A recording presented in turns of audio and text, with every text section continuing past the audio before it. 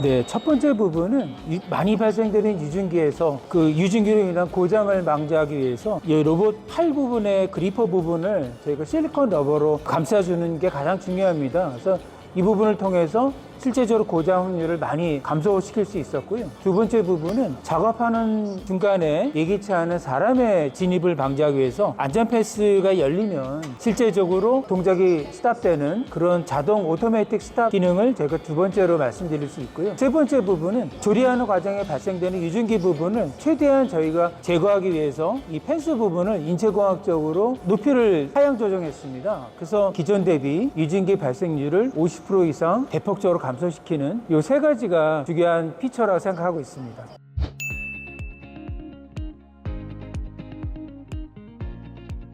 중점된 부분은 기기 성능의 안전성 부분에 좀 중점을 뒀습니다. 중소중견기업들이 업무를 하면서 흔히 범하는 페인 포인트가 너무 빠르게 진행하다 보니까 퍼포먼스가 제대로 안 나는 부분이 있어서 고객 관점에서 그 페인 포인트를 도출하고 충분히 반영될 수 있도록 퍼포먼스 쪽에 좀 역점을 뒀습니다.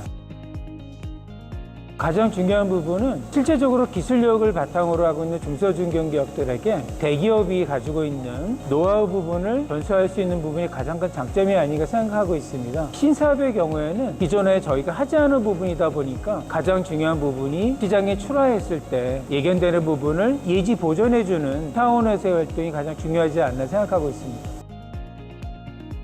실제적으로 저희가 이제 조리하는 과정이 200도 이상의 기름이 튀기다 보니까 유증기가 발생을 합니다. 그게 실제적으로 작업하시는 분들의 건강에 문제가 되기 때문에 직접적으로 ESG 관점에서는 개선이 필요한 부분이고요. 궁극적으로는 사람보다는 로봇이 튀김에 대한 대체 인력이 돼야 되지 않나 생각하고 있습니다. 안전은 두 가지로 봐야 되는데요. 실제적으로 사람이 다치는 위험이 많습니다.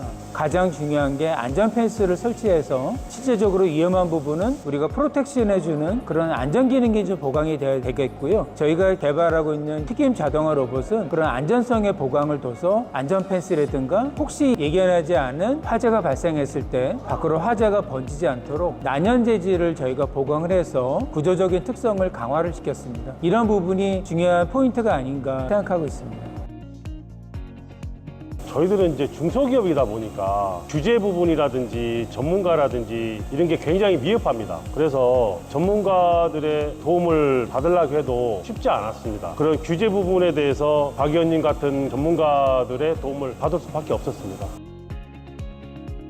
이번에 이제 표준협회를 통해서 도움을 받으면서 전문가를 통해 가지고 되게 많이 배웠던 점은 뭐냐면 QC 공정도라는 프로세스를 알게 됐습니다. QC 공정도를 통해 가지고 거기에 사용되는 품질 언어들 그리고 절차에 의해서 문제를 해결하려고 하는 것들 예전에는 없었는데 지금은 그런 품질 마인드가 한 단계 업그레이드 돼 가지고 그게 커먼 랭귀지로 사용하고 있기 때문에 그게 저희 회사 입장에서는 굉장히 큰 변화 중에 한 가지였습니다. 일단은 튀김 로봇은 이제 간단하게 AI 가장 초보적인 입장에서 놓고 보면 튀김 요리를 하다 보니까 주로 이제 맛의 품질 그거를 어떻게 일정하게 잘 나오게 할 수 있느냐 예를 들어서 오버쿠킹이 되면 탔다 그런 느낌이 들 수 있는데 그런 칼라에 대한 일정한 품질이 나올 수 있게끔 그런 거를 할 수도 있고 두 번째로는 정량적인 튀김, 용량 이런 것들을 데이터 관리를 할 수 있다는 거 세 번째로는 그런 것들이 다 결합이 되면 학습이 될 수밖에 없거든요. AI 학습을 통해 가지고 원하는 레시피까지 다 적용할 수 있다는 점. 그 다음에 요즘에 한참 뜨고 있는 피지컬 AI하고 연동시킬 수가 있는데 이게 푸드테크 쪽에 그게 연결이 되면 굉장히 고온다습한 주방 환경 요리 영역에 있어서 로봇이 그 일을 다 할 수가 있거든요. 그래서 그런 부분까지도 연장시킬 수가 있고 향후에는 배달을 할 경우에 이동 로봇까지 적용시켜서 할 수 있다는 점. 그런 것들이 중앙 통제 방식에 해가지고 AI 학습이 되면 자연스럽게 그런 산업으로 연계가 된다는 거. 그런 측면에서 굉장히 미래가 희망적이다. 저는 그렇게 보고 있습니다.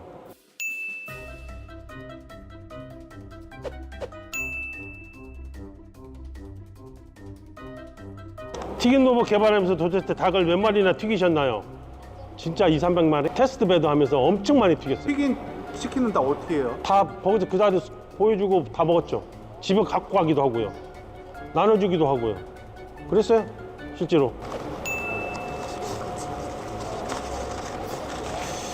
왜 하필이면 치킨이었냐? 되게 사람들한테 접근성이 좋고 국민 음식이잖아요. 그래서 그거를 가지고 먼저 시작을 했습니다. 그러고 나서 이것도 될까 저것도 될까 생각을 하면서 시도를 많이 해봤는데 실제로 홍보를 할 때 다양한 반응을 많이 얻었습니다. 이것도 되냐 저것도 되냐. 그래서 그거는 레시피 개발하기 따릅니다. 튀길 수 있는 거는 다 된다. 그렇게 생각하시면 될 것 같습니다. 저는 여기서 만든 이 튜봇으로 저희 가족하고 와이프랑 사실 먹고 싶어요. 그 다음에 LG전자에서 이제 개발하면서 고생하신 분들이 많이 있는데 그분들이랑 진짜 여기서 치킨을 만들어 가지고 한번 진짜 야외에서 치맥을 한번 하고 싶어요. 근데 그러지 못했어요. 네, 감사합니다. 이런 질문을 해주셔서.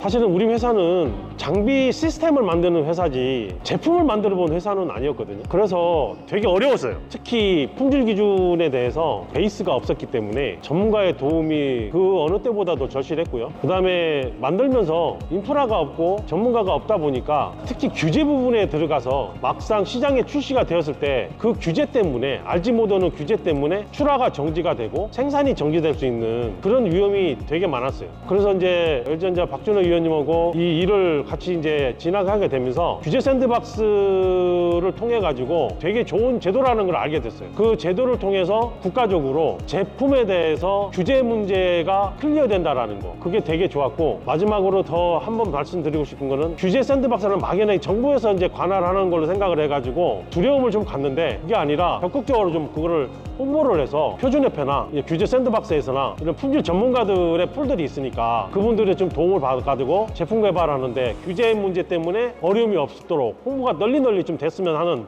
그런 바람이 있습니다. 감사합니다.